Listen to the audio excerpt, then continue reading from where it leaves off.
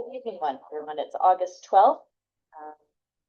I'm calling on the August 12th. Sorry, Marjorie, throw me off. I can't even get the first sentence out. August 12th, 2026. I'm calling the meeting to order at 6:34. We were intending to start at 6 and had to wait for quorum, so we are starting a bit late. First item is roll call. Okay, Trustee Bardis is absent. Trustee Bozie. Yeah. Trustee Hall. Yeah. And Mayor Foley. Okay, and now I will make a motion to enter attorney-client session to discuss collective bargaining negotiations and employment history of a particular individual. All in favor? Aye. Aye. So we should be back between 7 and 7:15.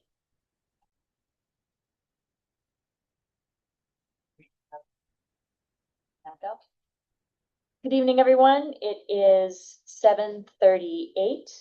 We appreciate your patience as we were in a session with our attorney-client guidance. At 7:36, I made a motion to exit attorney-client session, and the deputy mayor seconded. We all voted in favor to exit. That is for the record. We did open the public meeting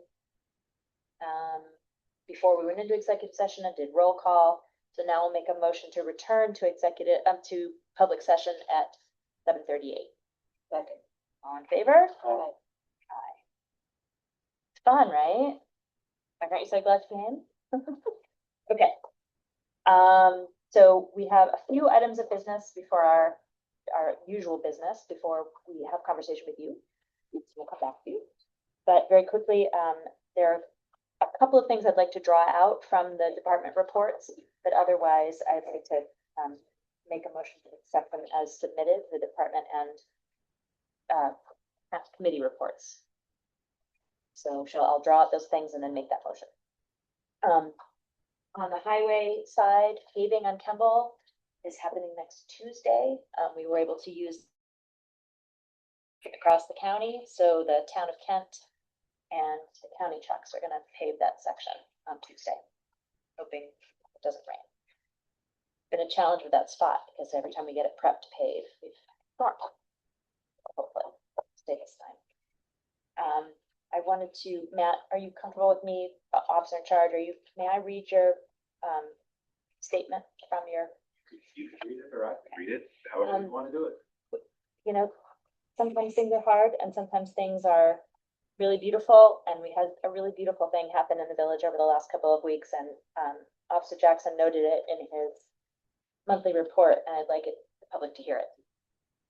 Every now and then, we're reminded that the greatest strength of our community isn't found in a budget, a program, or a government agency. It's found in the people who call this village home. I want to thank our residents, our faithful communities, our faith community, our police officers, our county and state partners who came together this month to help a woman facing homelessness. When resources were limited, you stepped up with compassion. You didn't ask whose responsibility it was. You simply asked, how can I help? You offered food, clothing, transportation, temporary shelter, and encouragement. What could have been a story of someone falling through the cracks became a story of hope. No one person solved this problem. No single organization had all the answers. It was a true community effort. Helping one person won't solve homelessness, but it changes a life and it shows our character. Simply put, it truly takes a village.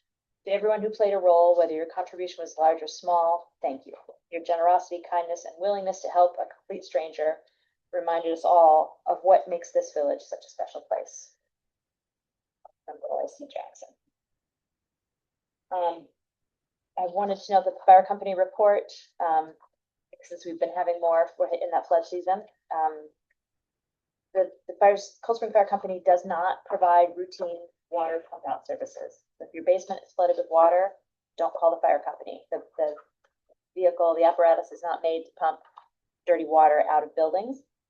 Pump out responses are limited to situations involving an immediate threat to life, a significant threat to property, or other extreme emergencies. For non-emergency water removal, please contact a licensed water mitigation company or restoration company. Understand it. And those are the things I wanted to pull out. Anyone else have anything they wanted to make comment on from boards or committees? Governor Reservoir level is 100%. 100%, there is no Maybe not question. surprising, but, it's, yeah. Um,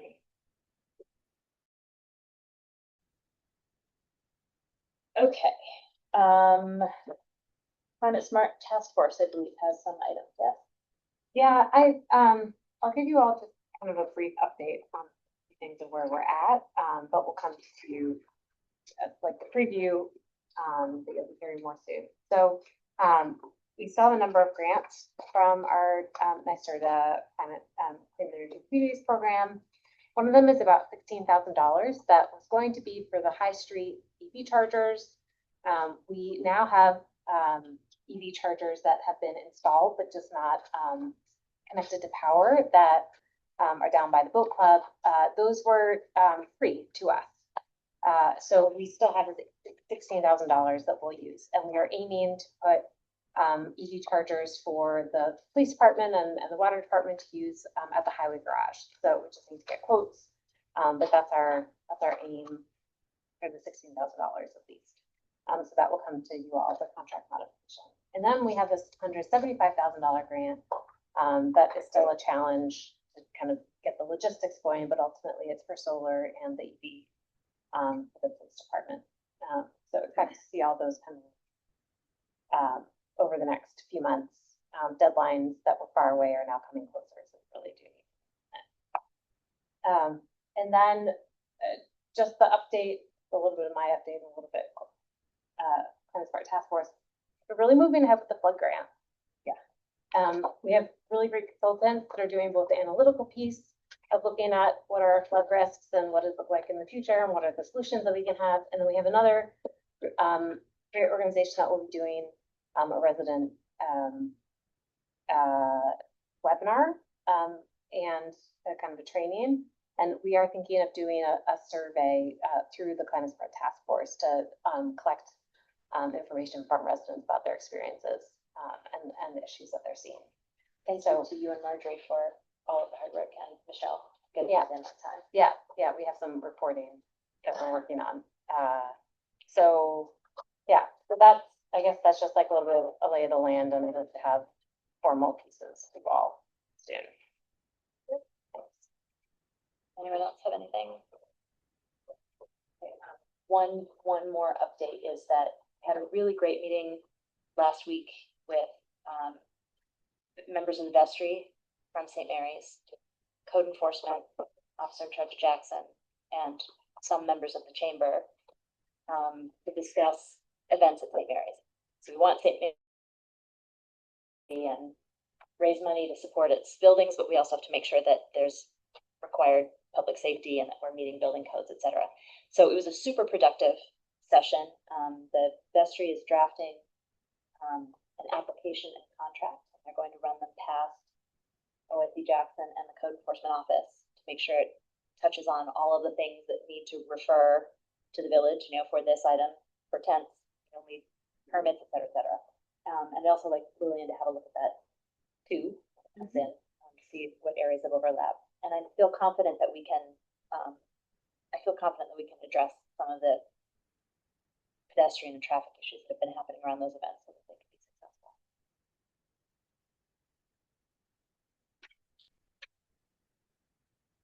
Okay, so now we're moving into board business.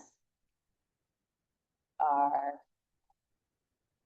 Chamber of Commerce. If we could start, I have some comments, but first just with introductions, because I've met you briefly, Yeah. but go ahead.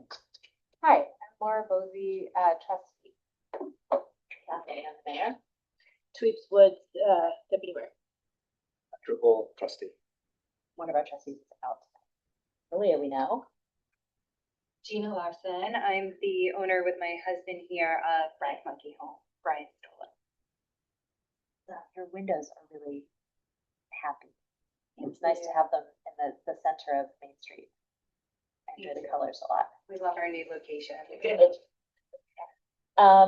So the chamber recently sent a letter asking questions and requesting an update on the paid parking program.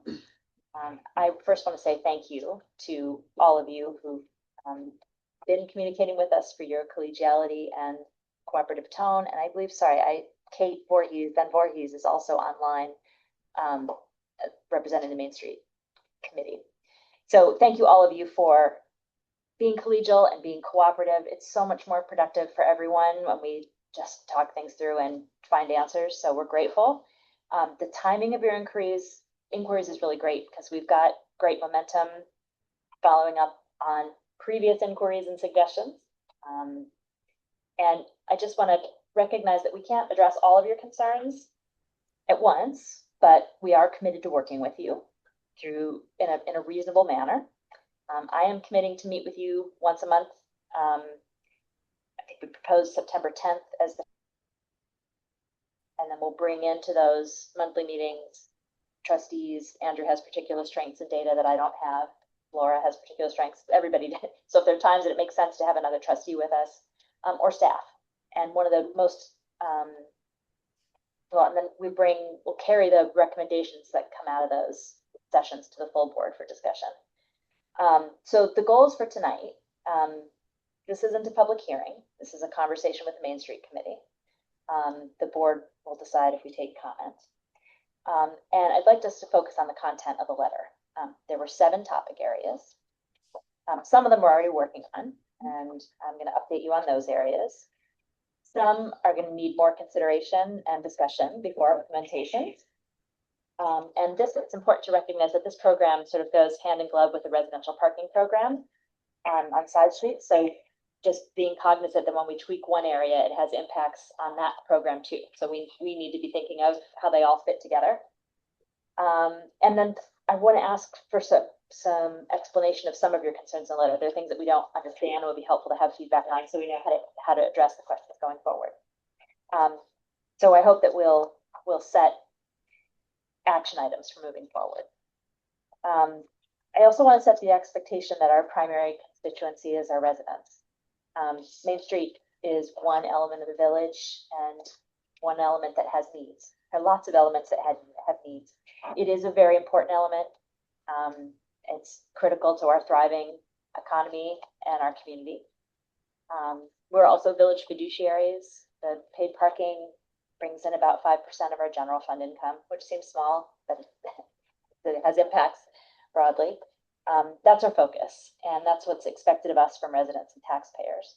And ultimately, any code changes, anything we discuss that requires code changes, and some things will require tweaking the vehicle and traffic chapter, that will all have to go to public hearing.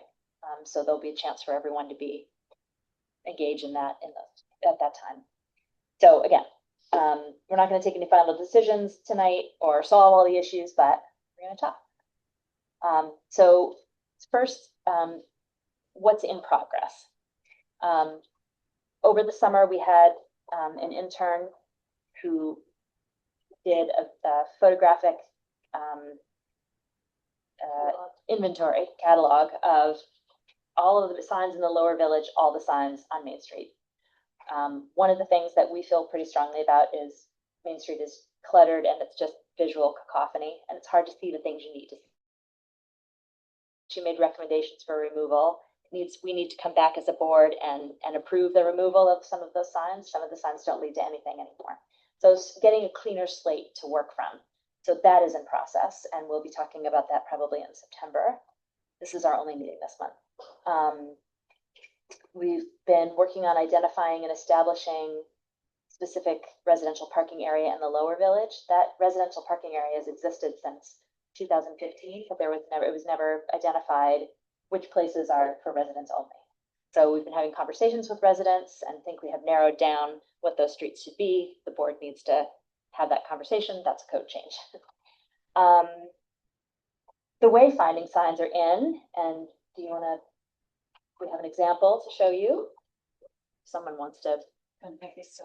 And if you want to see them down here, and they're all wrapped up together. But I can.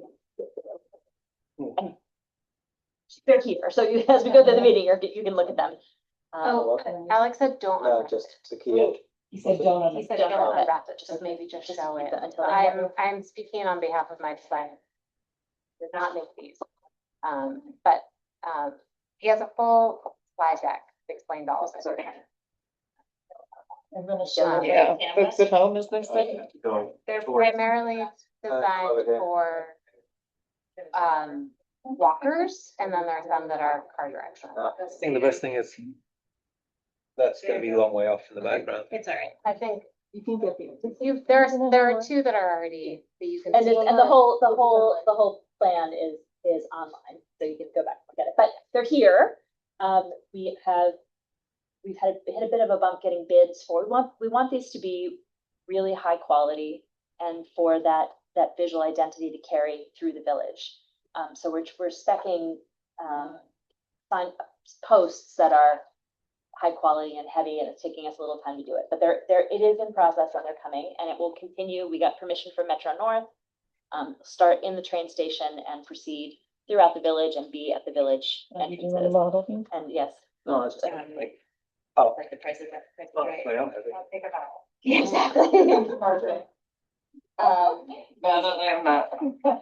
And then the last update to give you is on Park Mobile. So when the signs that we have on Main Street are the signs that we got for free when we first signed a contract with Park Mobile. They're not ideal. It's what we could afford at the time. When the parking best effort to get it off the ground, we knew it would need to be modified and tweaked, and we're in a good place because Park Mobile is rebranding. I've had an initial conversation with Park Mobile about making our signs, reducing the number of them, making them larger, making them cleaner, and easier to read and easier to use. So I was hoping that for today, I'd have some of the mock-ups they've done, but I haven't yet. I expect them soon. So we're working on lots of the things that the chamber and individual merchants and others have asked us to do. And it seems like it might seem from your perspective that we're not doing those things, but it's only because it's not visible on a daily basis for you all. But those things are moving forward. So that's where we are. I have some thoughts about what can be taken up in the short term and what need to be longer term considerations. But given where we are right now, we'd love to hear from you. Yeah, we just want to say thank you, and we appreciate the open dialogue here. We understand, the program is only 2+ years new or so, and so there's absolutely going to be an evolution and everything. So we just wanted to kind of restate the things that the chamber is asking for right now, which is some of the things that you've already addressed, which is improving the parking signage. I think we know that there are kind of multiple signs going on. It gets confusing for visitors to see what days the parking is. And we hear that too, as like store owners too, them coming into the shops, like, did I have to pay? How do I pay? Oh, you don't have to pay today, And we so. experienced that at Village Hall too. We have the maps in the front door, and we, we'll often open the door and say, you don't have to pay today. So. And then second is reducing the parking fine. Right now, the $75, we took a survey and we have some paperwork if you'd like us to share that with you. I know we submitted it via email. But it just seems very out of line for other municipalities in the area. So they're typically around $30, $40, $75 seems really excessive. So we're asking for that to be reduced, and maybe even consider having an incentive to reduce the ticket if it's paid within 24 hours. We've seen other towns like Greenwich, Connecticut do that. It reduces some paperwork for you, having to follow up if they have a quick, easy way to pay for that. One of the third things is just enforcing the 5-hour time spots. We know that residents kind of taking up some of those spots, or people just kind of like squatting there. We're asking that we more actively ticket those areas, and perhaps we can ask villagers to utilize like driveways and residential spots to leave those free for people visiting the town. There are some 15-minute spots on Main Street, but we're asking if more could be added for quick pickups and just drop off. That's for both merchant and villager utilization. Right now, we also have a 4-hour time cap. We're asking for to just remove the time limit, which just doesn't seem enough, for some of the visitors to like come in, wait for a table for a restaurant, to go shopping, to go enjoy the waterfront for a while, have like ice cream at Moo Moo's and everything. So, I think that the same per hour meter revenue is less hassle for people to have to like move their car to a different spot. I know you might have heard different things in the past. Yeah, that was one of the questions I think Andrew and I have talked about, and perhaps you two have had too. So the process of getting to paid parking is multi-year. Yeah. And Malia has seen all of it. It's a pre-COVID initiative that finally actually it's been talked about for decades, and it's finally been put in place. We have had a range of feedback from different kinds of merchants, some being food merchants, some being, places where folks want to go in and try clothes on. We have really mixed feedback about that. And the idea that a spot is,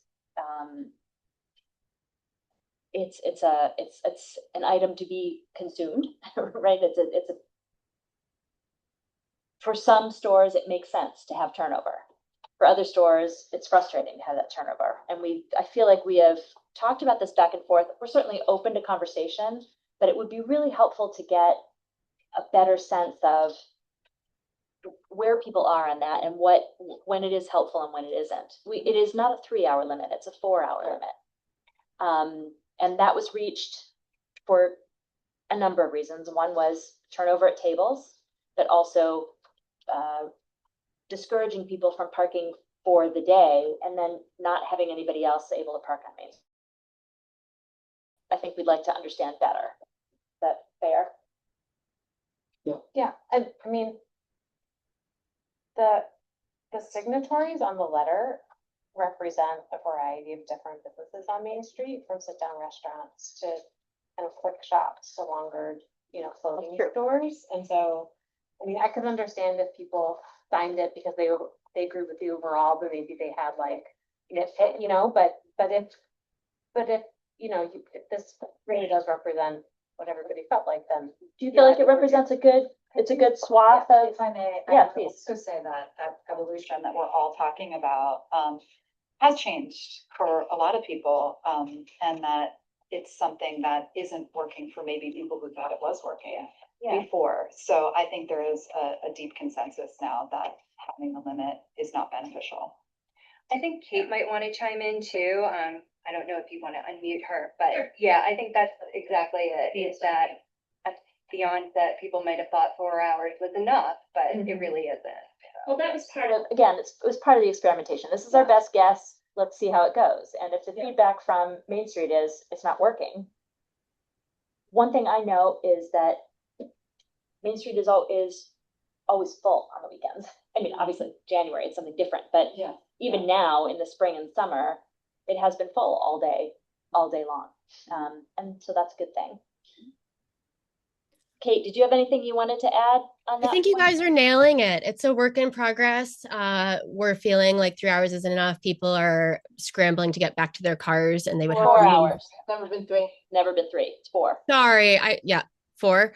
It might say 3 on the website. We should check. But, Early iterations were 3 with the opportunity to add a 4, and that may be what you're thinking of. But the signage is, here comes Kata too. The signage is all 4, or should be all 4. So it just seems like some folks are getting stuck scrambling to get to their car, and they're not done shopping and enjoying the village. And the consensus is that if they're here and they're enjoying the village and they're shopping and participating, then maybe we should just let them stay. So looking further into that would be awesome. I mean, from our perspective, it's that someone's paying to park. It's revenue regardless of who it is parking in the spot. So carry on. Sorry to interrupt. No, our last point was something you've already brought up. It's just that open communication and being able to meet with you monthly. You mentioned we already have a date on the calendar and everything. We can really kind of iron out these issues and come to, a better plan right now. Kate, are we solid on September 10th? I'm checking with Kata, but that works for me. And I think having these monthly meetings will be super productive. A really good opportunity for us to share what we know and try to improve things together. Well, maybe then, shifting, and I do want to give an opportunity for all of you to ask questions too, but sort of laying out parameters. It seems like from your letter, there are a couple of things that we can start talking about right away in September. And one is getting a sense of reporting and data and what's helpful. You see us as the front, but we're not the people who really make the village work. Yeah. And I think sitting down with the court clerk and the accountant and the clerk to figure out what it is exactly you're looking for and how closely we can get to providing it. There's been a lot of evolution in the court since this program began. We have 2 new justices and a new court clerk, and she has been dragging the institution into current time and sort of updating technology, et cetera. So we may have capabilities for reporting now that we didn't have before. I don't know. That's something we need to talk to Kelly about. So I would say that's one of the ones we can start addressing right away. Officer in charge Jackson will be the most valuable person to you in terms of enforcement. So he is here on Fridays, so maybe we can schedule a Friday session. And then there's the longer term considerations that have code implications. You've asked about staff parking. The underlying state enabling legislation allows for the distribution of permits to people who live on the designated street. And we have not yet found a way that can be worked around. We have identified several areas where parking is usually an option for workers. Winter parking? Yeah, winter parking on Yeah. the boulevard, Metro North. And then of course, everything above the light is open parking. So we don't have a lack of parking in Cold Spring. What we have a lack of is parking on Main Street. It's finite and we can't expand the number of spaces. If I could chime in to that, if I could chime in, I think the original draft of our letter asked for staff parking, and then we worked really hard and talked to a lot of merchants to truly understand why, like what it's being used for. And it seems like what a lot of merchants really are struggling with is getting packages in and out of their shops. I wondered if that was the case. Yeah, I think that's the hardest thing. Like if you have a flower delivery or wine delivery, or at times, one of your best customers is coming in from Garrison, but they work in the city during the week and it's a Friday, and shoot, they just can't get that present that they need to get from the general shop. And so a solution that we've found, well, TBD, but that we'd really like to look into is adding a second 15-minute parking spot to every block. What's happening is a lot of those 15-minute spots are getting taken over by larger delivery trucks or just are being utilized. And so there's been so many times, me included, I was, running to get pizza for soccer to bring back to Phillipstown Park and realized I couldn't find any 15-minute spot. And I needed to get back. And I luckily, I live in the village. So I realized, okay, I can actually just go and park in my driveway on Fair Street. I am so blessed. And then I can sprint and get my pizza and then get out of here. But that's an anomaly, right? We can't assume that everyone has that luxury. And so we're really hopeful that these added 15-minute spots would help. I think right now our shop, Cold Spring Ceramics, is towards St. Mary's, right up towards 90, and there seem to be remaining spots most often available, paid metered spots there. And so hopefully removing some of the spots further south would still allow for people to park a little bit further north and still pay.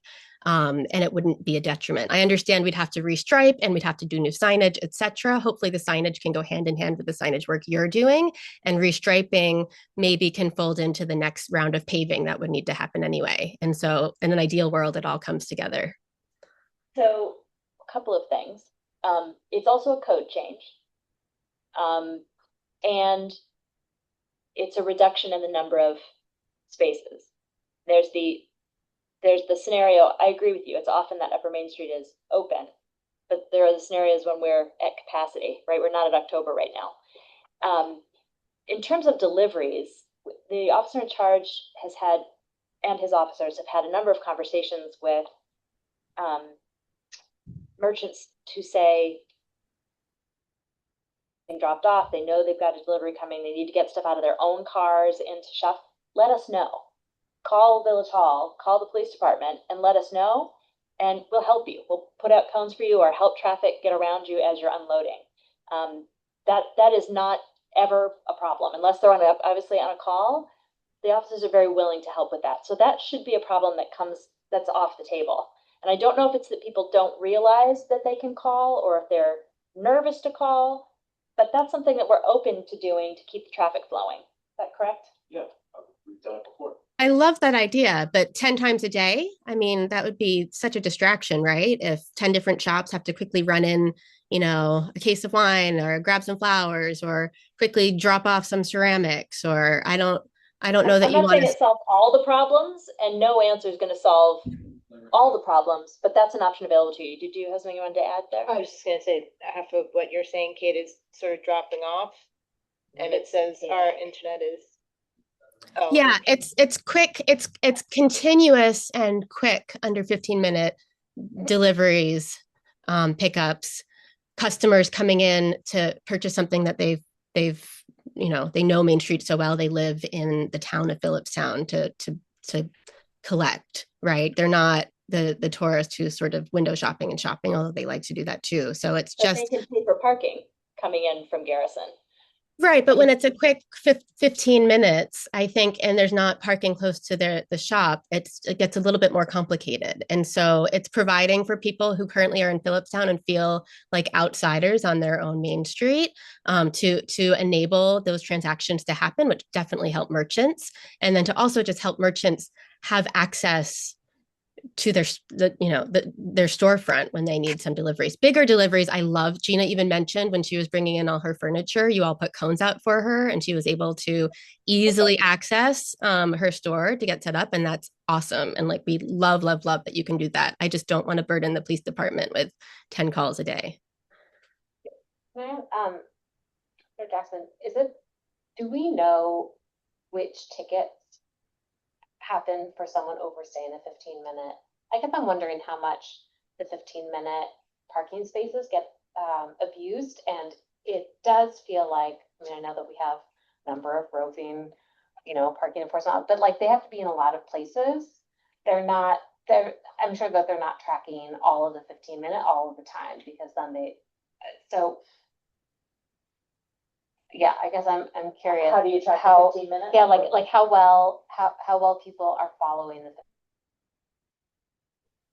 For every 15 minutes. So if you see a car parked out there now, you're going to notice it 15 minutes whether it's there or not. Yeah, but you have to be back But there. you don't know if it's already been there for 15 minutes Well, I mean, they could like. or if it's been there for a half hour. Chalk or something. No, you No, you can't can't. actually. Oh, you It's can't? against, that is state law. Well, what I'm Chalking is saying not there. is- You're allowed to do Like I anything. had another state. If you observe the car there, Yeah. right, now you have 15 minutes from when you observe that Yeah, car. yeah, to go back. No, I understand. I guess That that's car why. has already been there for 15 minutes already. No, I guess won't know. that's what I'm saying, is that it requires continual Right. tracking. Yeah. And so I was curious how much we're ticketing there, or how much we have the sense, or maybe you all have the sense, because your eyes are like looking out on Main Street all of the time. Do you notice that people are just like, Well, there's no 15 minutes on our Yeah, side of the yeah. street, so Nice. it's a different, it's the opposite side of the street, so it makes Yeah. that problem compound Yeah. with small deliveries, because there's nothing, I can't speak for everybody, I know for me, it's police parking, 2 spots, maybe, and then all yellow striping, so I have Yeah. got several Yeah. tickets unloading with things in my hands. I've just said, put the ticket on top of the box.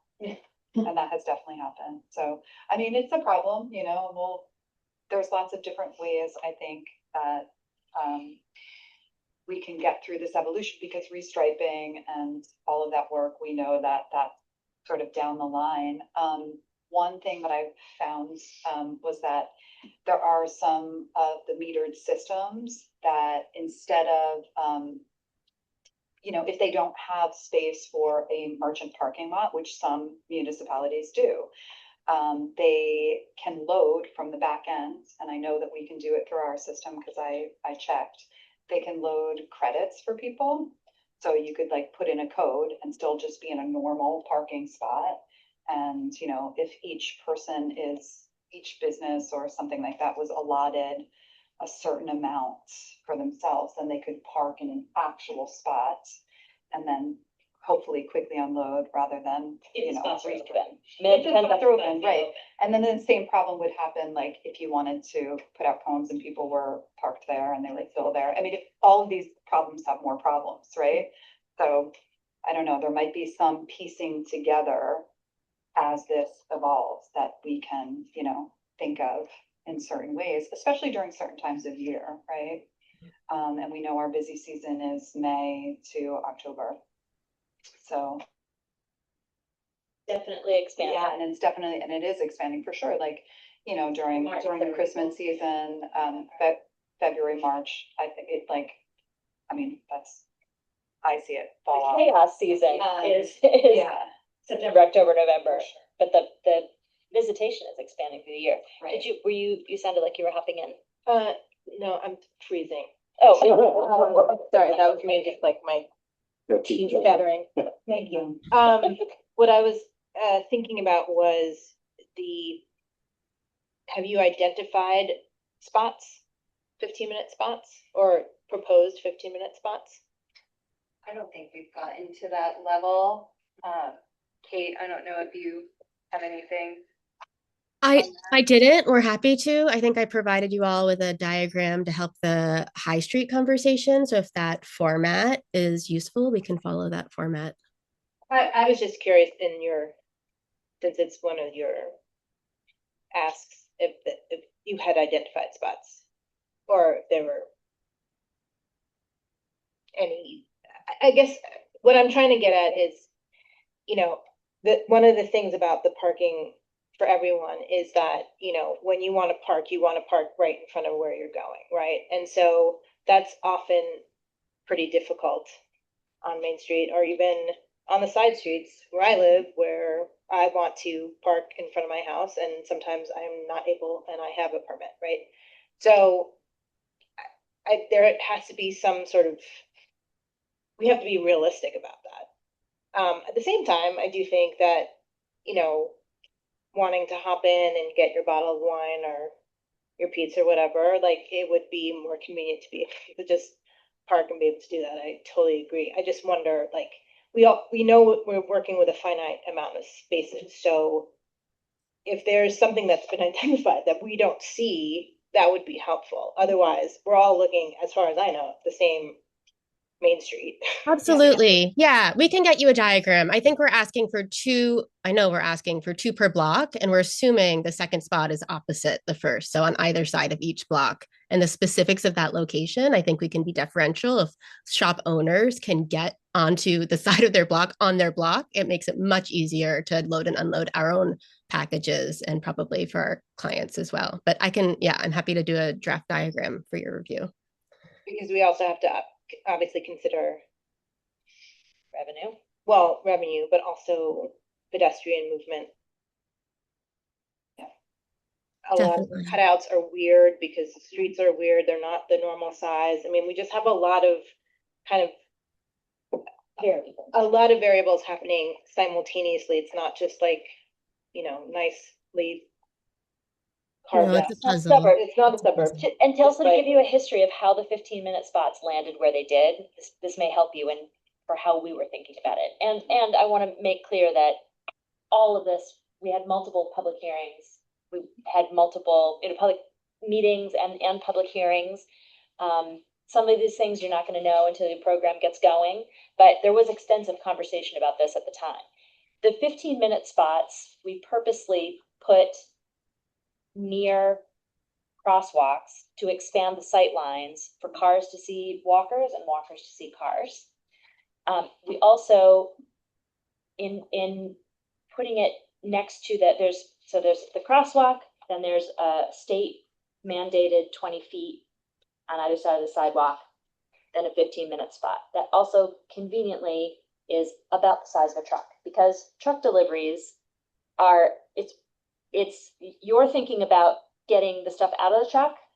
We're thinking about what happens when the truck is parked and traffic needs to be moving. So there are multiple sides to this. And it did create the 15-minute spots did create long locations where trucks can pull in and out more easily. Is it perfect? No, but it's provided more options. Trucks are always going to be a problem because we live in an age where everything is delivered. Amazon is, it's not just the Ace Indico trucks, it's the Amazon trucks, right? And that's all through the village. And we are a village that was not built in anticipation of the kind of commerce and lifestyle that we live now. So it's challenge to make with a reality on the ground that everyone's wants and needs. So I'll say I'm open to the conversation. I don't know that we can do it, but I'm open to you proposing things, certainly. Can I ask a question on a ahead, different yeah. topic, or do we want to keep? I think we talked about that point. Yeah, okay. Exactly. I'm curious on the improved signage, since you hear a lot from visitors. Do you hear about both Main Street and side streets, or particularly one or the other? We'll make a distinction. I would say it's everything. I mean, people don't know how to get where they're going. The way. Oh, yeah. So I'll often like go out and walk out on the street and say, bathrooms down there. Fountains over there. Boundaries over there. Like I'll say, just follow this road around and take a right. They're like, we're Yeah, they're like, I see, but this seems weird. Or they'll start to walk down the residential road to go to Foundry, and they're like, I came back because I thought that wasn't right. Yeah. No, it's right. Just keep going that way. So both. Sorry, I should say that. Are you asking if people ask about parking? When people say that the parking signs are not clear about whether they should be paying for it on Main Street, are they also saying, are you hearing the same thing about the residential restrictions on the weekends? Or is it more you're hearing about Main Street issues? I would say both. I don't know what it is on your block. It could be different. I think my personal experience is in mostly the Main Street that they're asking about. That's one of the things we've identified. I'm on a corner. Yeah, I'm on a corner. It's a little different. Yeah. True. That's one of the things that we think about is that, we have residential parking on the ends. Some folks have given feedback that it would be helpful to have more residential parking signs in the middle. Some people hate that idea. We're not going to make everybody happy, but making it clear that the whole length of Church Street is residential parking. Yeah, I have very strong feelings on this particular topic because it is curious. People, I mean, I watch people look at the sign and park anyway. Yeah. And for that, I say, enjoy your ticket. I have also seen people kind of wonder, well, the arrow's sort of facing like sort of awkwardly, so does this count as like not kind of clear? Yeah. If that includes that. So I mean, I think there is definitely room for us to work on that. It's just, figuring out how to make it so that it's more clear, but at the end of the day, I do think that there are a fair amount of people who just decide, well, I'll take my chances, which. The other thing to realize is we can put up all sorts of signs. We can't make people read them. So the block from Kemble down to Fair, I can't remember how many signs we counted. There are 26 parking signs.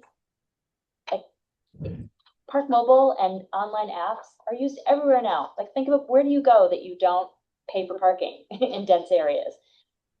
We can put signs there. We can't make people read them, right? So people are going to get tickets because they either don't see or they choose not to see.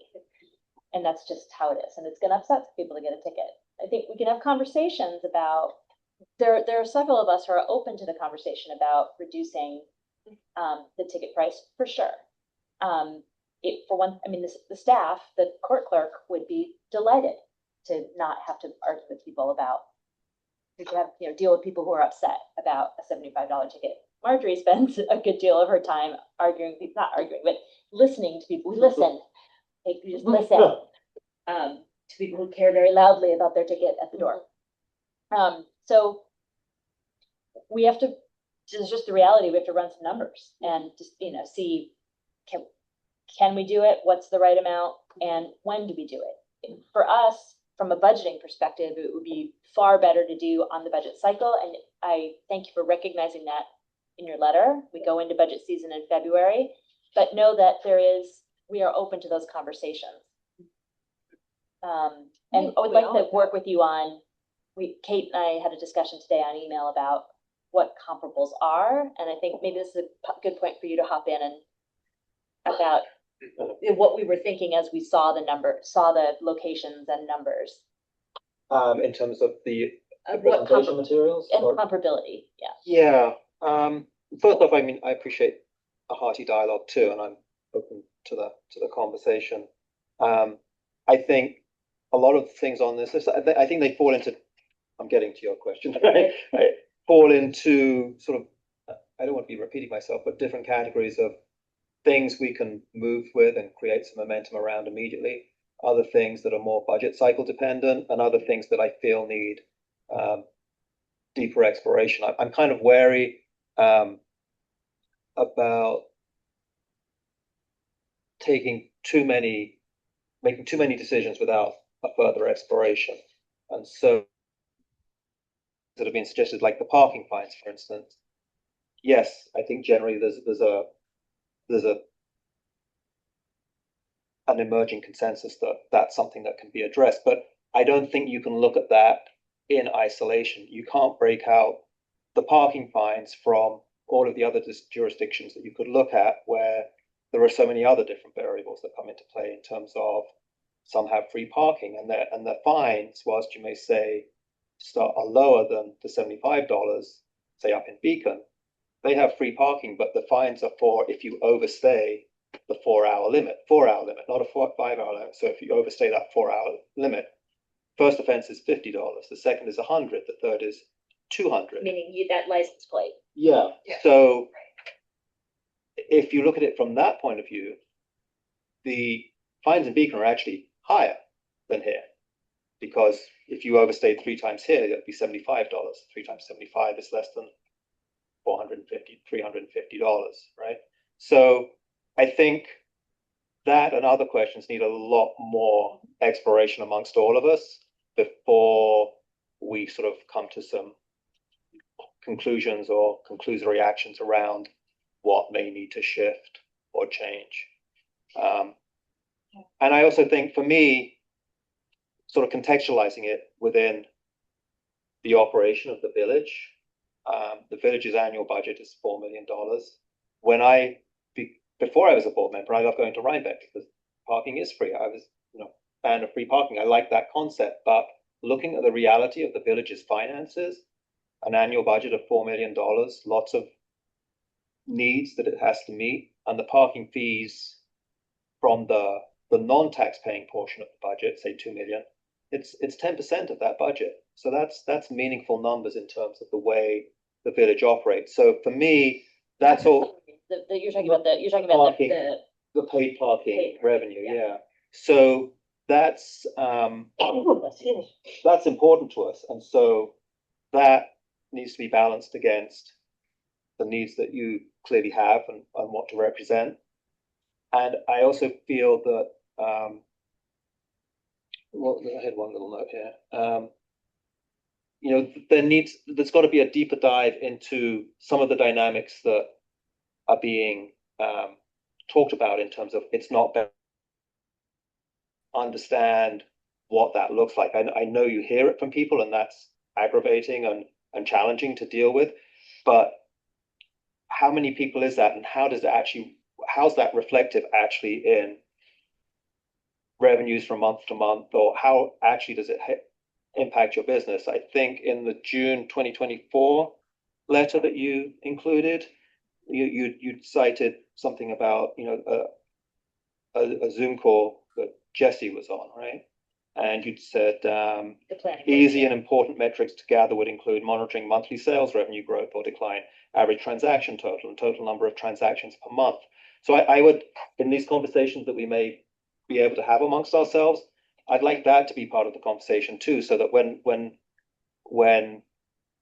the Main Street Committee says that it's not beneficial to us, that it's actually borne out in terms of, oh, there was a dip here or the rise here.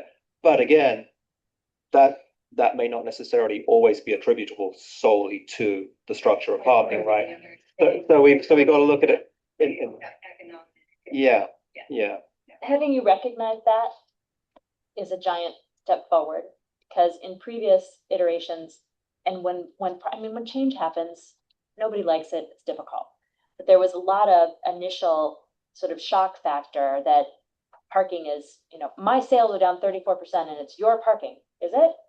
It's like we're dealing with tariffs, we're dealing with a different war then, but there's so many, and consumer confidence is down. Yes. No, you can't pin, and also people's business plan. How often are you open? And are you open at times that people can get to you? For a lot of businesses don't open, several businesses don't open almost at all. Like they're only open on Saturday. So our parking is maybe not as much an issue as your business plan. So I think Andrew raises that, and it's not an accusation. It's just saying you can't look at any of these things in isolation. It's a system that works together. I mean, I think also as part of that conversation too is we could have to look at things like the enforcement window. We have paid parking on 3 days of the week, 24 hours total. Other towns, Rhinebeck, Poughkeepsie, I think, they have, and Beacon too, you might cite lower fines, have parking regulations in force, if not throughout the week, if not throughout the whole 7 days a week, certainly 5 days a week. So that's a very different picture in terms of the collections they're making from that particular structure versus the village, which I think is, maybe it's fines are an outlier, but the village is also an outlier in terms of its size, the amount of available parking, and its popularity, I think, too. So yeah, and I think we probably could monitor, some of the social chatter, and I do think anecdotal evidence is valid here when we hear I got a $75 ticket, I'm never coming back to Cold Spring, or I'm never coming back on the weekend and everything. And I think that's what a lot of merchants here have heard from. Do you ever hear why they got the $75 ticket? I mean, maybe I'm sure it's overstaying, but sometimes you lose track of time when you're having a good time too. So $75 just seems very punitive. I do. Yeah, there's so many layers of this, and I think all of the talking points we could dig into at length. Overstaying is certainly one, and members have talked about a grace period, which other towns sometimes have. So if you get to your car 5 minutes late, you don't have that ticket. Misreading signs is another that's being addressed.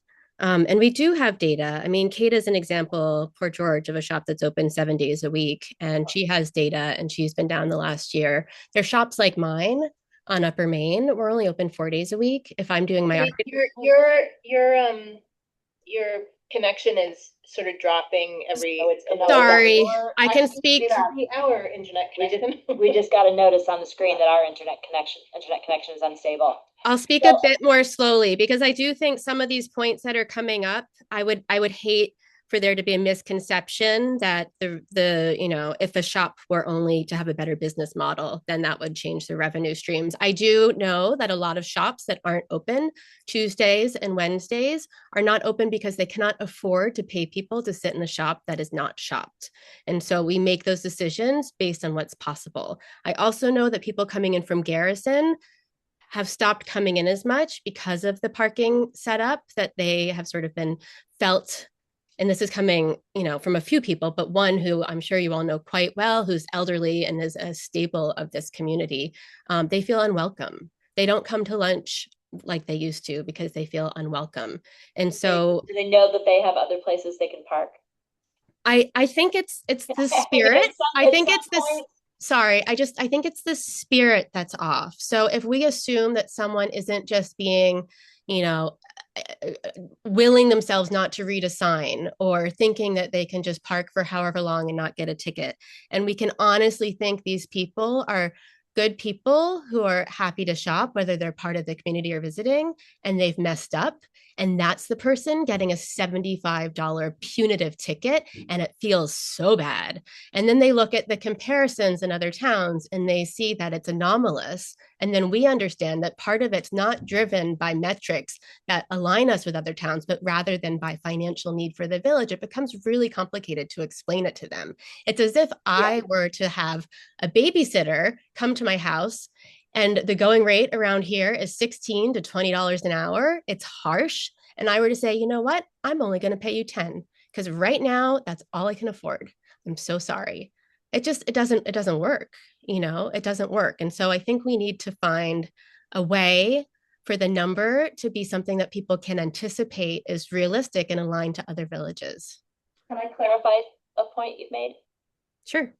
Where I thought you started is not where you ended. I thought you were describing anxiety about paying for parking, but it sounds like what you mean is anxiety about the ticket. Well, right? I think for some it's both, but certainly the $75 ticket is punitive, and no matter, how who you are and what your intention is, it's something that I do think, regardless of the income that it provides for the village, needs to be separated out, and that metric shouldn't be a variable in making that decision. Shouldn't be what? A variable in determining the rate of the parking fee should not be the village's bottom line. Sorry, go ahead, Laura.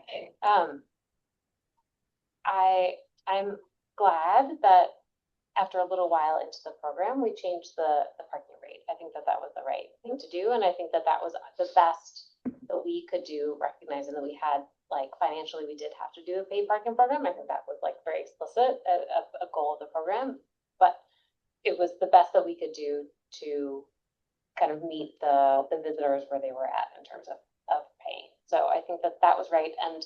And I hope that we can do things to make people feel welcome, but I think we are, there's still going to be like a paid, so it's still going to be paid parking on Main Street. Oh, yeah. I don't think anybody's suggesting that it's Yeah. not. Yes, the village is also a business, Yeah. right? We are also businesses. Yeah. We all have to think in those ways, and we have considered all of those things that you've said. I don't, and have never been under the illusion that this equals that. Yeah. There are lots of components for anything to be successful, and you just have to keep adapting as we are, like as we're all trying to do. I do hope that you all will consider, though, that feeling, because this is something that we hear over and over and over. It feels unwelcome. Yeah. And it does. $75 feels unwelcome. The ticket price feels like we don't want you here, and it sends that message. And just consider it. Like, it's not not against anything. Like, we're all trying to come up with a solution together to make what's best for everybody. We're considering all of these things. We don't think that you don't consider them. We know that you guys consider them. We know that you're working so hard to find so many solutions, and there's not solutions, there's trade-offs, right? That's exactly right. There are trade-offs. So we have to keep considering those things together. And $75, one really comparative place is Camden, Maine. And I actually spoke with people from there in their village hall today. And they experience sort of what we experience. That they have, their normal 5,000 residents, which is more than our village of 2,000, but it's very close. And they triple, they go to 16,000 or more. They're not even sure how many more during, especially during the summer months. So they have their parking program. You start in what would be like our little village. That's the most expensive to park. And then it slowly gets a little bit lower, but their parking is the same. They have that, hey, your first ticket is $25, pay it within this amount of time. If you don't, it's 50, it's 75. And then it becomes, hey, maybe you didn't know, you didn't read that sign right, you weren't paying attention, any of those things. But you have the chance to make it right. And here it is, like, do it, get it done, and let's move on. And I think it's a really wonderful model. I do. And I think it's worth exploring and taking on those numbers and really seeing what we can do with that, because the result is people saying that they're never coming back. And a lot of these people are local people and they just don't come in. I hear it all day long. I don't come in on the weekend at all. I'm not even, they totally bypass us. And it's important for us to be strong. I am super open to the idea. I want to make clear that our code does an increased amount.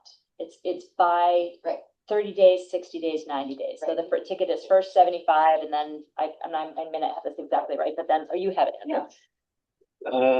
75, 100, 125. But it's over a longer period. Right. I'm intrigued by what you're putting forward, the idea of pay it faster for less. Don't come to court. Don't Yeah. clog up our street. Well, but I also want to, Yeah. but let's also recognize that it's not a system that anyone likes, but we do currently have a system that says if you feel that you were unjustly fined, you come to the justice and you make your argument, and they have discretion. We set the limits, then they decide, and if you're convincing, you might get your ticket reduced by the justice. So there is a system in place. I don't want to make it sound like I just want to make sure we're clear that it's not all or nothing. There is a system in place, and some of the things that you're suggesting may really help. Yeah. I absolutely understand all those things. We're just saying that starting point of 75. And I also want to just note all of those things that you said before, that, tariffs, this long list. Yeah, it has compounded. We are feeling that. And then we're feeling this on top of it. Plus we just came out of COVID. And we're still just came out of COVID for some of us. Some of us are newer and, other circumstances. But some of us will never come out of that trauma. Never. Some of us are just feeling it now. I mean, there's so many things to consider, but I also want to, economics just in general, a lot of people can't afford almost anything now. And what if you made that mistake? You came and you brought your family to Main Street and you got that ticket that you really can't afford. And maybe you just wanted to stroll for the day, whatever it is with your family. And then you get that $75 ticket. Is that person able to, even come back to fight it? You still have to have the means to do all of these things. And we want to be a place that is for everyone, right? We don't want it to just be investors that are coming in and taking over our village. We want it to be the families, the people that are, supporting Little League and all the other things. And a $75 ticket, period, as your first ticket does tell anybody that we don't want you here. And I just hope it's considered. That's it. Can I ask a question? Example. How do people know that that's the system? Because as the mayor noted here, if you get a ticket, I assume this is the case for most places where you would get a ticket, but there is a means to address it and, quote unquote, fight it. Appeal. Thank you. I want to say fight. Appeal. No fighting. We're trying not to fight. Talk about it in a productive way. Problem solved. Problem solved. And so I guess what I wonder is, I'm sure there's people who make mistakes. I'm not, earlier when I was asking, this person who says that they get a $75 ticket, and they're like, I'm sure there's people who make mistakes. I'm not arguing that. I'm not questioning the goodness of people's hearts or minds when they come here. I don't have time for that. But what I wonder is, how does Maine not Maine, but that Camden, how do people there know that they can Spend the ticket. Probably makes sense. Okay, so I mean, well, that would be kind of an interesting thing, right? So you get a ticket, if it's not printed on our tickets, then maybe that's something, regardless of what the end price is gonna be. Yeah. That they know that there is a means to address it, if they feel that it was, they messed up and they don't, they're very reasonable here. You just go online and you do it, you don't have to physically come back to. But people are paying those tickets is what I'm saying. So the numbers that they're seeing, and they have it all, I mean, they're really, really comparable to us. The numbers that they're seeing is that those people are just paying for it, whether they Right. they think it was wrong or Okay. not. They're just paying it because they would rather not pay the gas that they're paying to get back to do whatever it And you is. think it's because it's a lower, Well, and you're incentivized because because you know that the next day it will go up. So you're like, oh, I'm just gonna do this. So it's like, Rather I'm not than gonna take fight time it. and Another day to Yeah. go fight this. no, I mean, I think that's very interesting. I just Figuring it wondered how out. that was articulated, how people know that and they don't know that there's an opportunity here when they get a ticket to. I think people do know. I'm. It does, it says right on the ticket, I mean, I don't have one in front of us right now, but it does say on the ticket to just, how to dispute, there's a QR code. I think we've got a giant agenda after this, and I Yeah. very much appreciated the conversation, we could go on all night. So I think we found a lot of common ground, do you feel like we've found a lot of common ground, or some common ground anyway? I think we've Okay. found a lot of common ground. Okay, so Kate and Kata, let me know about the 10th. And we'll take it from there. Okay, that sounds great. Okay, yep, that's another point. Oh, never mind. All good. All good. I appreciate you coming in person. I appreciate you coming in person and hanging out for the whole conversation. To have a conversation. Not to forget. Thank you. Have a really good night. Thank you. Thank you, guys. Thank you. Okay. So Parsonage Street, we know that there is failed storm infrastructure. Good night. On Parsonage Street, the property lines on Parsonage Street are a little wacky, and we have a lot of private homes. Roof drainage draining into our storm drains. So we need to figure out where the property lines are. It has been bid out by Han. Good night, Matt. Thank you for staying. Thank you. It's bid out by Han. Although it is the longest, are you trying to say something to me? No. Okay. I was just trying to find out where we are in the way. in the The world. cheapest is the cheapest by a lot, by $8,000, is that right? Yeah.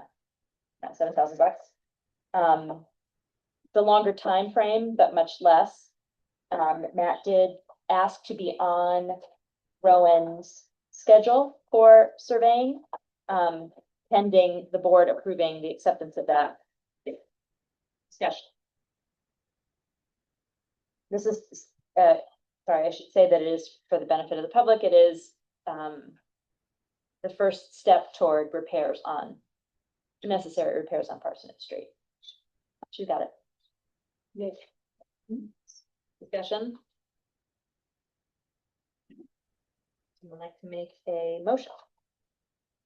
I'll make a motion to accept the engineer's recommendation to accept the bid of Rowan Land Surveying PLLC for surveying services for the Parsonage Street Drainage Improvement Project for $4,000 with an anticipated time frame of 6 weeks.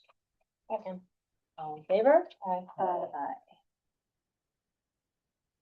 We're holding our spot. Hopefully it's gonna be.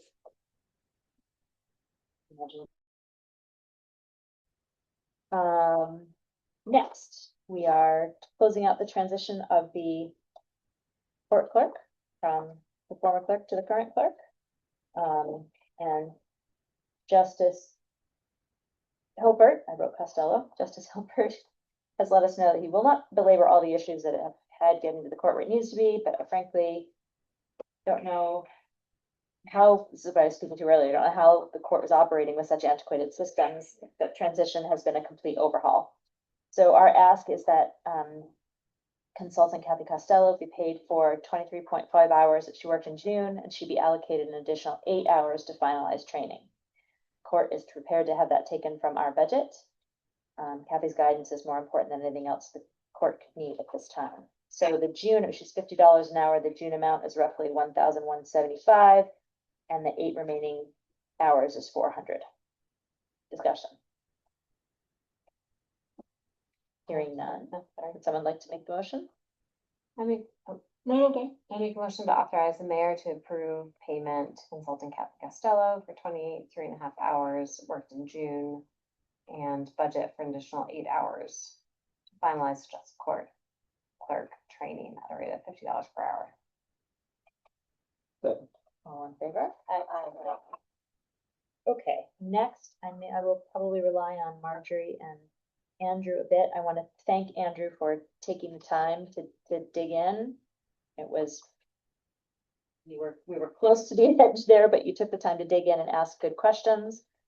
So the cost of all of our liabilities, of our liability insurance, is included in this bid. We have a new layer of insurance, which is cybersecurity. It's renewal. I'm sorry, renewal. I was thinking it was new. Thank you. Renewal. That is through Travelers. So that number is included in the final here, the total amount of $132,553.14, which is due in two parts, two payments. I just want to point out that we have nearly $19 million in assets that we need to protect between our buildings and our equipment, our people. So this is not a small operation. Discussion, Andrew, do you have any comments to make from your view? There are a few questions that I went over with the underwriters and or the brokers, and they answered them all satisfactorily. The year-to-year difference is an increase in premium of about $6,000. That's primarily, and as Marjorie, the clerk, pointed out, is partly due to an increase, re-rating the value of the buildings, with 6% increase, I believe. Also, this is a liability, general liability insurance, and the cost of replacing anything, as any homeowner knows right now, the cost of construction has gone up astronomically. So it's cost of materials and just increased value of homes. So it's inflation plus increased cost of materials, 6%. And that being said, the overall price has gone up $6,000. So I think that's a pretty fair price to pay. Yeah. From year to year for the year policy. That's right. And cybersecurity too, that overall that's included in the big chunk, and cybersecurity went up pretty significantly, $800, but that's, our risks are higher for everyone, and so cost of insurance is higher. And that's what I was thinking about when I said new. I was focusing on the recent issues that we are focusing on. It's a reality on our everyday life to protect, our everyday operations to protect records and protect functions and all that. Frankly, it's cost time also. And lots of time. It's lots of time. So, yeah. So And we paid in two pieces. We paid 50% and then another 50%. Do we have a starting resolution number? didn't write it down, and I promised I would. I'm sorry. I think it's 34, but please let me check. So, sorry, I'm getting glared at.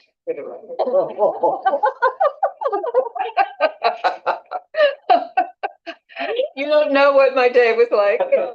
Wasn't today. Don't worry about it. Would you like us to work with 34? How would you like us to handle it? I think you should put it in. As 34. No, I think you should say tentatively 34. Tentatively. I will renumber them. I'm sorry. That's okay, Marjorie. It's We all embarrassing. Okay, so would someone like to move tentative resolution 34? 34? Is that what you said? I think it's 34. I could be wrong. We have to read it. Yes, we do. Okay. Resolution number tentatively 34-2026, Village of Cold Spring Board of Trustees approving the renewal of general liability insurance. The following resolution was offered by myself, for adoption and seconded by me. By the mayor to it, whereas the Village of Cold Springs general liability insurance policies are due to renew on August 1st, 2026. And whereas the village has received a renewal proposal from the New York Municipal Insurance Reciprocal in the amount of $128,201.14, has received a cybersecurity liability renewal proposal from Travelers in the amount of $4,352. And whereas the total premium of the package of insurance renewals is $132,553.14 for the period of August 1st, 2026 through August 1st, 2027. Now, therefore, it is hereby resolved that the Village of Cold Spring renews the general liability insurance policy through the New York Municipal Insurance Reciprocal. And be it further resolved that the village clerk treasurer is authorized and instructed to execute the plans documents on behalf of the Village of Cold Spring. On a roll call. Can I make a slight amendment to the resolution? That the Village of Cold Spring renews the general liability insurance policy through New York Municipal Insurance Reciprocal and Travelers. We're purchasing our cyber insurance. So that there's a paragraph that, the second paragraph, and has received Renewal a renewal proposal for travelers in the amount of 4,000. Does that So I think it's just in the resolved section. Oh, in the resolve part? Yeah, in the resolve section. It almost Okay, shows- and I got it. Is that amenable to the mover? Do we have a second? I am the second, and I am amenable to that. So, it's a roll call vote. May I ask a question for just so I understand? This is, do we pay twice a year? Yes. Okay. And we pay, there's another invoice that just came in today that wasn't in the packet for travelers. Travelers, okay. Because we I pay figured those travelers three directly, things so would- that's $4,352. That's paid off now. And that's separate. Got So that two Yeah. times that Plus plus. four. Okay. Yeah. Thank you.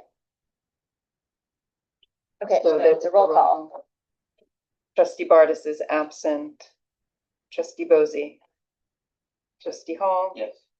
Trustee Woods. Aye. And Mayor Foley. Hi. Resolution is adopted 4001. On the next item, I am delighted that the Tree Advisory Board, there were 4 resignations, starting with Tony and then 3 others. People who have served a really long time and deserve some time off from that volunteer position, and we've had really excellent candidates. So the interim chair, Taro Ayataka, has recommended Jane Demick and Kathy Carnavale to sit on the Tree Advisory Board. Discussion. And then this newly constituted group will make a recommendation for chair, and we appoint the chair. Discussion? Can we collapse this into a single motion? Do we know the term ending? Oh, yes. There's 2 different. You're right, there are 2 different terms, that's why. Okay, so I make a motion to accept the recommendation of interim tree advisory board chair Carol Ayataka to appoint village resident Jane Demick to a seat on the board for a term ending 12/2026. Second. Okay, and I make a motion to accept the recommendation of interim tree advisory board chair Carol Ayataka. He's really insistent on the interim part, is interim there. To appoint village resident Catherine Carnavale to sit on the board for a term ending 12/2027. Second. All in favor? Aye. Just for the record, it's 12/1, the 12/1. 12/1. It's the day that the village legal year starts. The day of our reorg. Okay, sadly, we have before us a proposal to accept the resignation of Abigail McKinney. Abigail did a fantastic job while she was here. We knew that we wouldn't have her forever, that she would go off and do other fantastic things. She's headed back to grad school. Just to give you a bit of, we are concerned that this is, we're going into a time, there are a number of large applications coming in. It's been quiet for a while. Now we have a few large applications coming in. So while we search for a permanent replacement, the former board secretary, Karen Herbert, is amenable to coming in and helping us through that busy time. So between the coverage of Marjorie and Veliana and Karen, we'll get through somehow. But we need this to turn around quickly because that's a big chunk of the daily work. Hmm. So, and a lot of night work. Marjorie is, now doing us. She did zoning board last night. Next week she's got organized planning. Yeah. Too much for one person. If you want. You can take You rec. take rec. Oh, yeah. Someone like to make a Lily, motion isn't it? regarding Abigail? I make a motion to accept the resignation of Village of Cold Spring Abigail Kinney from her position as Secretary to the Planning Board effective Friday, August the 7th, 2026, and authorize the advertisement of the open position. Second. All in favor? Aye. And just the secretary to the zoning board, that is the title under civil service. Mhm. Okay, the moment that you have been waiting for. Yeah. Event coordinator. We have before us the proposal from the chamber to host the Halloween parade between the hours of 4 and 7:30 on October 24th. A bit of conversation about this post our meeting the other day. The chamber has traditionally gathered on St. Mary's lawn, but not asked. And they, I'm pretty sure I told them they had. so that's what I was making sure that they did. And I don't know when St. Mary's will be ready with their applications, but I know that this is on the St. Mary's radar. This may evolve as St. Mary's evolves its practices. So what we are being asked to approve tonight is not what is on the lawn, but the actual parade, which we have budgeted for in terms of public safety discussion. Okay, someone like to make a motion? I make the motion to approve Cold Spring Chamber of Commerce application to host the annual Halloween parade between the hours of 4 and 7:30, October 24th, 2026. Do you want me to read the rest of that, or is that part? Well, I guess from Mary's, yeah, from St. Mary's Lawn, Route 9D and Main Street to the bandstand. Second. All in favor? Aye. I saw Halloween items in the store this weekend. Please, let us have the rest of our summer. Okay, next is an approval. So this is the annual Church Street block party, which is super fun. They always do it on the Sunday of Labor Day weekend, block the whole block. I did have, Lillian and I both had conversations with the officer in charge about some of his concerns about the event. The challenge in the last couple of years has not been people coming onto the street. It's people driving their cars residents on Church Street, driving their cars on the street. So what he has asked for, two things. He's used cones in the past. This year he's going to use barriers. And he asks Lillian through you that the organizers on Church Street create a documentation, a door to door, something, Yeah. so that everybody knows when the Email street is was closed, that's closed for you, park ahead of time elsewhere. Email was sent to Jody, Great, you've already done it. asking her to do that, and also asking her to reach out to the residents of Main Street who park in that back parking lot Okay. behind the old C&E paint. Yeah. Because I know through experience with the fire company that they sometimes get forgotten about. Okay, great. So Jody has not responded back to me, but Well, so permission granted pending confirmation of Yeah. communication would be my proposal. Okay, so I make a motion to approve the request submitted by Jody Curley Egan on behalf of the residents of Church Street to close Church Street on Sunday, September 6th, 2026, 12 noon through the evening hours for the neighborhood's annual block party pending confirmation of communication regarding parking for Church Street residents themselves and Main Street residents who park on Church. Second. All in favor? Aye. And another thing, okay. Next, Mary Michaelakis painted our tunnel the first time in June 2023. Actually, it was July 2023, it's during the storm that she was finishing. She painted it once as a donation. She repaired it after the floods as a donation. She has now repainted it a third time post the construction to repair the tunnel. And she's a working artist.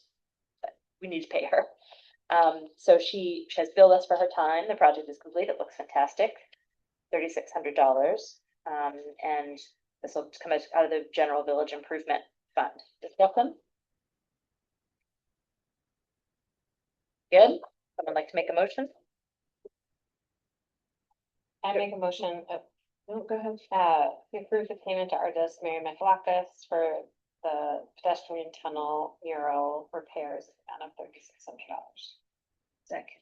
All in favor? Aye. Aye. Okay. Now on to fee schedule. So I tried to make this simple. There are a couple of typos that we caught after it went out to you. But from our discussion in our last meeting, Michelle was on vacation that week, so there were some things that she caught. So, oh, you know what I didn't bring? I printed out the resolution from John and I didn't bring it. Do you have it? So you have it? Yeah. Put it in. You can make a motion. It is 35. I did check the numbers. So the last one was definitely 34 Right. and this is 35. So just to talk you through what's changed since the last time, everything that's highlighted in bright yellow are changes. And pulled out genealogy research. We did do some research on the motor vehicle incident and accident report with the DMV. So $25 is goes for that. We made the correction on the off-street parking waiver. It now says 1,000 per space. Somehow I missed the transcription of pools, hot tubs, and spas. I don't know how that happened, but now it's in under buildings. Standing board reviews. Michelle, and I agree with her, thought we should clarify that HDRB is escrow fee for public hearings only. And her recommendation in looking at these escrows was that as costs have increased per hour of attorney time, $1,000 isn't enough for most applications. So she recommended that we bump to 2,500. Where we have left it low, or I am proposing that it is left low, is under tree advisory board. It's very rare that they use the village attorney. There have been, there's been one. What page are you? I'm on page 4. I'm sorry that I'm just blathering on. I've looked at this thing for many times. Yeah. The tree advisory board used the village attorney once last year for a takedown application where there was friction between neighbors. So it's not as often, and it was a quick consultation. So my proposal is 500 for their escrow when needed on a case-by-case basis. They'll also help clean up some language related to water and waste. Remember, we were talking about there being people who refuse meters versus people who have meters that can't be accessed to read and need a manual read. So her recommended language was quarterly manual read, accessible meter, and it should just say just one rate, not in village, out of the village. That one needs to be modified. And then quarterly penalty for inaccessible / outdated energy. And on those, like some of them are literally built behind walls, etc. There is an opportunity for people to expose them again. So her recommendation was that as an incentive, we note that there'll be a prorated correction once they fix the accessibility. How far back does the prorate go? It would be that year, Governor Mitchell. but I can confirm. Because It's not like it's for the 1 year, so they said. oh no, Right, just this like is when like you a- buy a house and you close out. Oh, this is, but, okay, go ahead, there may be. So this charge, we have to go and do a manual read at this house because either they have intentionally or they've bought a house that somebody blocked access to the, to the meter. So this to incentivize people to move forward and get them accessible to us, we charge a fee for our guys to go to those houses and do a manual read. Her suggestion is that in that year, just like when you buy a house, you prorate your water, what you owe, the buyer and the seller make an exchange of money. Her suggestion was that happen for that year in a prorating transaction. Sounds like it needs to say for that year, fiscal year. I think, I read it as for however many years they've been paying the quarterly penalty. That is not what's intended, so let's fix that language. Use it prorated for that, For current fiscal for year, current fiscal year.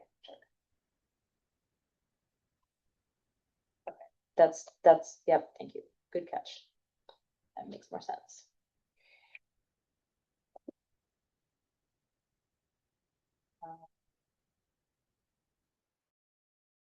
Is modifications in water, wastewater, and that's it. I have started an inquiry with, John first and Will Angelo about what changes we need to make in the code to appropriately set, performance bonds and calculation that's not determined by the crew chief all by himself. So we'll return to that. So the resolution then would be as amended in session, yeah. Okay. Resolution number 30. Nobody else had anything, right? Resolution number 35, 2026, updating and amending fee schedule. The following resolution was offered by Trustee Bovee for adoption and seconded by Trustee Woods. Whereas the Village of Cold Spring previously adopted a fee schedule for the village, and whereas the Village of Cold Spring fee schedule sets forth the fees associated with various village services and fines in connection with enforcement actions. And whereas the Board of Trustees in a meeting on July 22nd, 2026, to present a draft of the updated and amended village fee schedule. Whereas the proposed updated and amended Village of Cold Spring fee schedule is attached here to as Exhibit A as amended in session. And is hereby resolved that the Village of Cold Spring fee schedule attached as Exhibit A is adopted, and the fees and fines listed therein are effective the date of this resolution. Second, all in favor? It's a roll call. Oh, it's a roll call, It's a- sorry. I just want to go home. Trustee Bartis is absent and trustee Bosey. Aye. Paul. Aye. Trustee Woods. Aye. And Mayor Foley. Both aye. Thank you. The fee schedule is officially adopted by a vote of 4-0. Circulate the final version tomorrow. No, Monday. Okay, bills, who's got the bills?